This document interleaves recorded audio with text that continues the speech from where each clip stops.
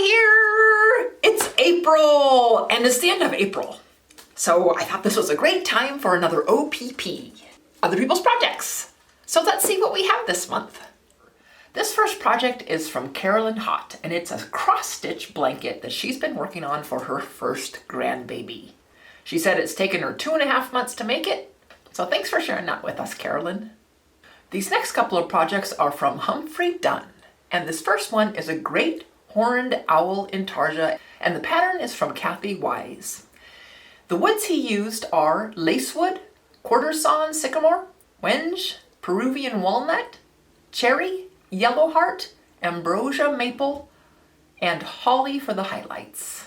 He says that this pattern was a free pattern from the fall issue of 2013 Scroll Saw Woodworking and Crafts magazine by Kathy Wise. So if you have that magazine, you can get this pattern. Pretty cool.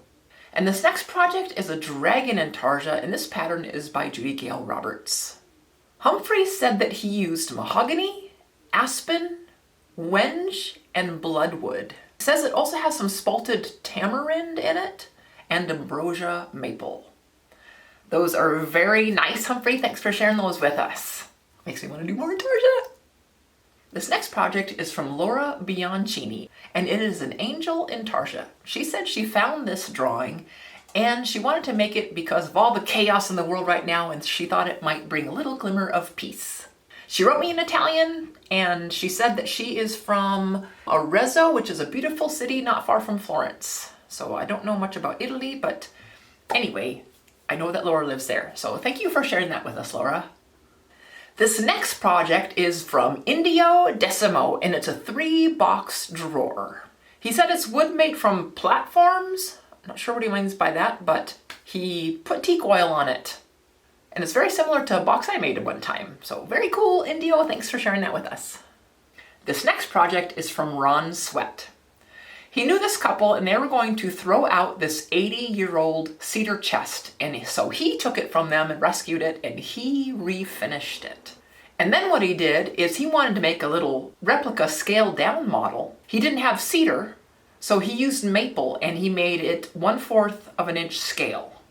That's pretty neat, Ron. Thanks for sharing it with us. And I know how it is throwing away something like that. It's like, it's so neat that you were able to refinish it and then make a little miniature. These next projects are from Kurt Tuttle, and this first one is a cross that he made out of pallet wood. And he said the pallet pieces have pits and holes and warps, and I just love that. I think it looks great, Kurt. And this next project, he got inspired by seeing someone on YouTube make one, and so he's like, I can make one of those too. So he had some scrap pieces of wood, and he stained it all up, and he dremeled out the stars, and he made this cross. So thanks for sharing those with us, Kurt. This next project is from Martinelli, and he calls it the Spirito Di Bosci. Not sure how to say it, but... And these are the woods that he used. He used carob, olive, pear, apricot, walnut, wild pistachio, bois de rose, boxwood, and ebony, and mahogany. So very cool, Martinelli. Thank you so much for sharing that with us. This next project is from Jim Merrow, and he calls it Calla Lily in a Green Meadow. It's a Judy Gale Roberts pattern that he modified. He says that he made this as a wedding gift for a couple who the groom's mother had passed away, and her favorite flower was the calla lily. And then she died of pancreatic cancer, and the color's purple for that, so Jim put that purple in there to represent that.